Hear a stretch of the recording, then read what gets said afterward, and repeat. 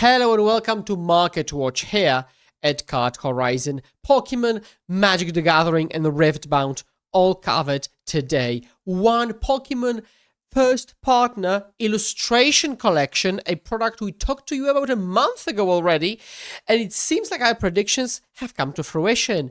Two Magic the Gathering and Strixhaven, an in-universe set and potentially a way to avoid a major PR disaster, aka Harry Potter, and Riftbound introducing a new rarity, golden ticket model. Is it too fast for that?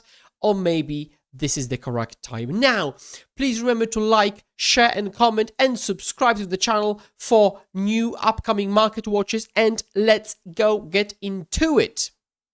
Pokemon First Partner Illustration Collection, an exciting product about which we have already talked. A full month ago on this channel, we devoted a full video to it, and it seems that our predictions have come to fruition because the product is flying off the shelves and it's sharing a pretty good opinion online, on Reddit and social media, with people saying that they would love to get their hands on the product now. Too bad for them, because the product is already double and triple the MSRP and it's very hard to get your hands on it. And why? What's so exciting about this? What's exciting is the contents, naturally. 2 booster packs, but the key inclusion is promo boosters, in which you can find 3 out of possible 9 promos of starter Pokemon. Now, depending on which ones you open, you'll be a bit more or less happy, because the monetary value, as it seems currently on the market, of Kanto starters is quite a bit higher than the other ones, because your Charizards and your Bulbasaurs of the world will cost around 35 to 50 bucks a piece, compared to your Littens or Rowlets, which will command a price of 15 to 20 bucks. And now, if you're on the opposite side of the spectrum trying to buy those, well, if you'd rather obtain some Rowlets, you're in much better luck than those who want to obtain Charizards. This product is very exciting, and people sell the whole boxes, or just the promo packs, or just the singles, and then we will see how actually in practice in the future how those prices change over time of those specific parts of the box, and if actually those Kanto starters will remain as the most expensive ones. But currently, even though everybody's excited, well, if you didn't buy it MSRP, if you didn't buy it fast enough, you will just end up overpaying or just eschewing the product completely.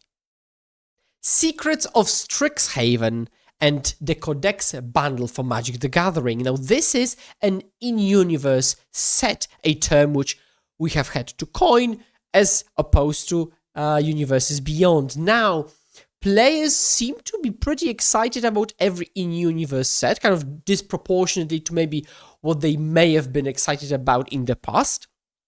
And Low and Eclipsed showed quite a bit of interest among players, in stark contrast to Teenage Mutant Ninja Turtles and Spider-Man. And now, with the comeback of Strixhaven, we also have this additional layer of coming back to a plane, actually similar to how Lowen was. And some people can say that Strixhaven may not have such a history like Lowen does, or Dominaria, or maybe Ravnica, but I'd argue otherwise. I think Strixhaven is a very exciting place to come back to, because School of Magic, like this is the kind of pinnacle fantasy of a thing you'd like to be doing, casting spells in the schools, and separation of which branch of the schools you're in, and each representing something different. Now, with the release of this, you get a Codex bundle, which is an exciting product because it includes collector boosters, play boosters, but also specific promos inside of talismans and or Sol Ring. And we will see with time what kind of price these promos shall command. But as we know, with the popularity of Commander, those cards are, staples there. So this might as well, depending on the scarcity of the product, be quite a bit pricey. And the box itself looks actually gorgeous. So this might be one of those products that we haven't seen for quite some time, which is just nice to own compared to a lot of other things that Magic has released. And on top of that, School of Magic actually comes back with Mystical Archives, which we saw during the first Strixhaven. And we already know, or just know, stock up in the English version, the Silver Scroll version, Japanese and normal Japanese, which already looks gorgeous. And this kind of showcases the classic, iconic instant and sorceries from throughout Magic's history. So I think this will be yet another slam dunk of an idea, although this severely affects, for example, cards that are legal in, I think, an arena format, and actually you can play them in limited, which changes the pace of play considerably. But combined the fact that it's a in-universe set, it's a comeback set, it's the Codex product, and Mystical Archives are back. It's a combination that's really hard to ignore, and we already got a glimpse of the Commander precons, and they also seem to be very exciting. For example, the Boros one with a miracle mechanic. Like, this is something to properly wait for. We already had Charms spoil, so the model spells. That's all awesome. Now there is one more layer to all of this, which is Harry Potter, a pretty controversial IP nowadays because of the J.K. Rowling, all the controversy, and Magic the Gathering has been rumored to partner with Harry Potter, which hasn't really met a really good feedback from the community, proper backlash, like it happened with accessory products, which were also Harry Potter themed. It seems like Strixhaven means that there won't be a Harry Potter product or IP or Universes Beyond, because why would there? It would be weird to have, double School of Magic type of deal. But we could very well see, Strixhaven and then kind of reskins cosmetics in the Harry Potter world, maybe in like a Secret Lair or Commander product. But whether or not the Harry Potter cooperation, comes to fruition is going to affect the perception of the brand as a whole in the community. And I don't think it will actually happen. I don't think maybe it's advisable that it does, but we shall see in the future. But again, I think all the signs are there that it wouldn't really happen. Now, Riftbound and its ultimate rarity introduced in Unleashed. So we get a whole new tier of rarity above everything else with like a proper margin between the last one and the new one.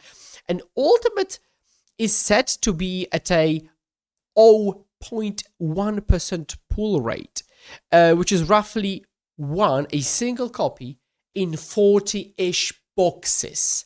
Okay, that's extraordinarily rare. So this is already what we could call a kind of golden ticket, kind of a lottery style inclusion. Now, who is it good for? Well, you could argue it's not at least bad for anyone, because for players, well, it won't probably increase the prices of anything across the board. But if you do happen to open the golden ticket, well, I mean, you're over the moon, right?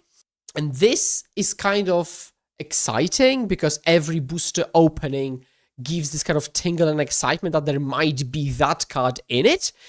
And it was very similar to maybe like the One Ring in Magic, where every single pack could have included it.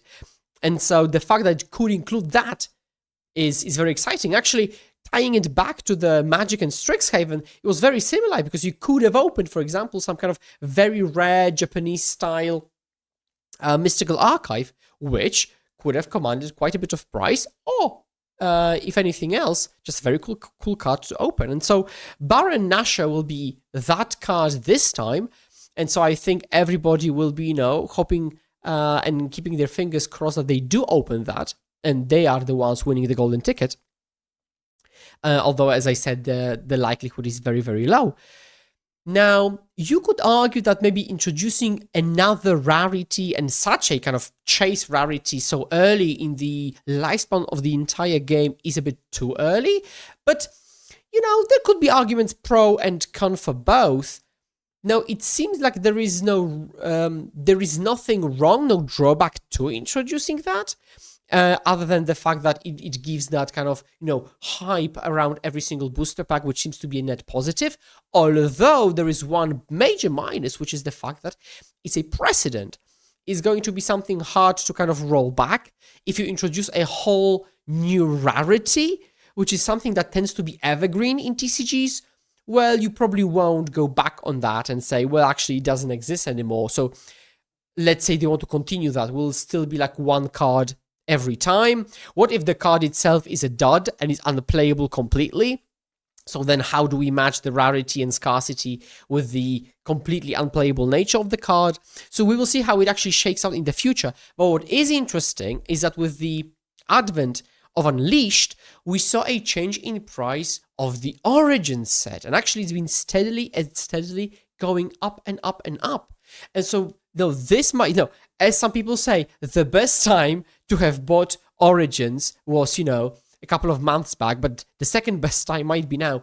We'll see how much it climbs, how much it changes. We will see if it actually continues like that, but it seems that it has actually reached its all-time high, and this might be due to the fact that there are better and more signs of the game's kind of longevity and life in general, and so people think kind of predictively that the game will continue, and so the boxes might be even more valuable in the future. And so let me know what you think. Let me know if you would like to grab those, those gorgeous Charizards from the first partner illustration collection from Pokemon, whether you'll be buying the Codex bundle or trying to acquire those mystical archives. And let me know. Drop a like, comment, share, and subscribe to the channel to be up to date with those market watches. And thank you very much for watching this one. Cheers.